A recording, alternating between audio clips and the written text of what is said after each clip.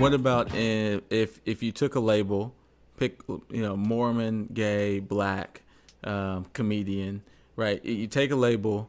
Are there things that are relatively commonly assumed in that group that you don't prescribe to, and that you might get flack for saying that because the group is like, this is what it means to be black, or this is what it means to be Mormon, and you're like, that doesn't fit me. That's not who I am. It's just like these people are like my people. They know me better than anyone else. Mm-hmm. Like I think when I first joined the comedy group in 2010, I was like, hey, I'm excited to be here. My only thing, I don't do black jokes. I saw someone like deflate in the corner. But I was like, I caught you. And I'm very like, my motto is like, as a minority, whether you want it or not, you're an ambassador for your group, and it kind of sucks sometimes, but that just means, take the step back when you need it. But like, I also speak up pretty readily. And we had one situation where we had one dude who wasn't necessarily in the group. He helped with like tech and stuff, and he was a new guy, and he was just trying to fit in and stuff. And we were talking about stylistic shoots we can do to promote the next season. And someone mentioned this like new theme they were doing with colors, where they're like, we get that crushed black, and the guy was like, haha, like Stacey, and everybody in my group knew. They were like, uh-oh, you're gonna get it. But I mean, I was just like, but this is like my style. Is like, I turned to him and I was like, hey, that's pretty offensive, and it's not funny. And I know that you are feeling insecure and that you're maybe trying to figure out how to fit in, but that's not the way to do it. I'm not gonna hold it against you, but I need to just communicate this to you. And he was like, of course, mortified and humiliated and embarrassed. And I was like, you know what? I'm not trying to get any currency out of your pain. I'm not trying to feel better from what you go through. I just want to communicate it. Never did it again. But that's how I handle my stuff. It's like something happens and I'm like, it's like, listen, I am the adult of all adults here, and I'm not going to try to be condescending, but what you did was foolishness, and so I'll let you know. You know what I mean? Yeah. It's like, I'm not trying to rip you apart. I'm just going to call it what it is. I'm not going to make you feel better about it either. Wow. It's a choice you made, Let's grow together. Listen, let's grow together. I'm not going to hold your hand. You made a mess. I'm going to stick your nose in it. Yeah. And then we move on.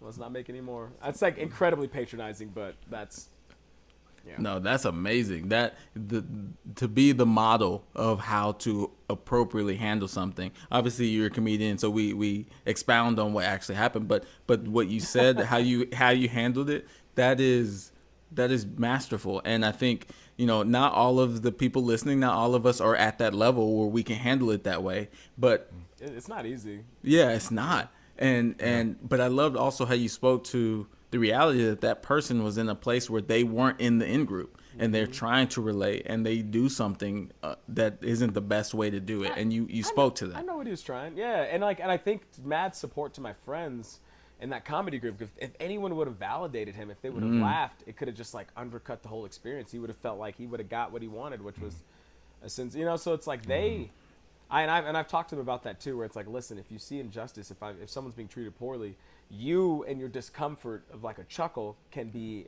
like validation for them. Right. Yeah. Let's not reward that. Well, and then it gives the person the excuse to say, see, it's Stacey who's overacting because they laugh. Yeah. And we see that all the time. The time. And I correct me if I'm wrong, but like, I feel like a lot of white people I interact with are like, people are non-confrontational, and they don't want to cause an issue. That let's just take the pathway of least resistance here. So if someone's getting hot and bothered, it's like, calm down, even if you're justified. Yeah. And now I guess that was something I had to like talk to my friends about, was like, listen, like this complacent behavior, I can't have that. Yeah. That's not where change comes from. It doesn't come from us being like, well, let's just you rioted on the Capitol, let's just be friends. It's like, no, there are consequences for our actions. Yeah. I'm sorry, but yeah, I didn't make the rules. They were there before you stormed and all this stuff. For real. Yeah, for real. And we actually had an episode where we discussed conflict resolution in different cultures and what it looks like. And Rich was expounding on his experience, personally. What what it meant to have conflict resolution. Rich, can you share just kind of a little bit of that? Oh, sure. Well, I mean, at first, and I don't know, the first thing it brought to my mind was when you share that story, is the lesson that I'm learning is an angry black man is not a dangerous black man. And I know that sounds really hard. Like, I hear it, but that's a lesson that I had to learn. I mean, that's pretty heavy. You know what I mean? Like that, I don't know what to do with it other than just to be like, oh, you're right. And I mean, because I don't know if I wasn't raised by my parents to not be confrontational. But it was definitely a survival skill that I used for sure. If I was a peacemaker, if I could make you laugh, you wouldn't hit me. Like, not my parents, but like my peers. You know, if I could just defer to whoever it was in the room, you know, and I would have been a guy that would laugh at that guy's joke just because I was trying to get along. Just because I was trying. Yeah, I get it. You know, it's a human thing. It's not yeah, like absolutely.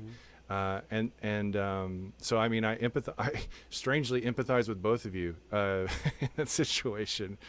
But conflict was never anything that I was like comfortable with or even learned how to do. And the more I learned how to do it, the more I learned, like, strangely about myself. Like, the truer I am of myself, or the more authentic I am. Because humans in general, anger is an emotion that we all share, and we can present it to one another in ways that are safe and, you know, appropriate. Like, that, you know, that kind of thing. And even if you yelled at the guy, I would be like, yeah, that's appropriate, because it was a crappy thing to say. And so, but I've had to learn that for real. Yeah. I think that's a really. Oh, go ahead, Chris. No, you're good. That's good. I think that's just really astute. I think anger is.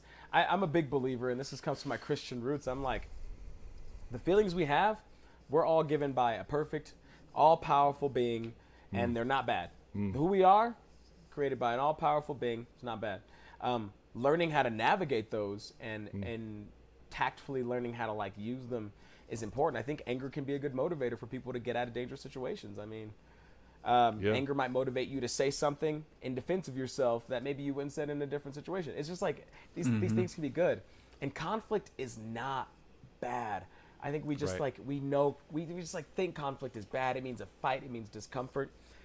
Discomfort is growth. That's like stepping out of that comfort zone is not going to be comfortable.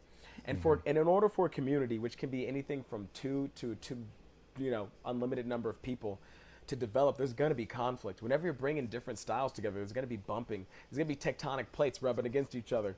And what you're doing is just navigating boundaries. And the healthiest way to move through that is to communicate openly. Yeah. Because if you come forward with conflict and you don't communicate openly, it's going to get buried and then come right back up. That's like straight up studies on human interaction. Yeah. Wow. Yeah. Like stuff that I had to like study a little bit. But I'm like, that's just, conflict is uncomfortable, but it's growth and it's important.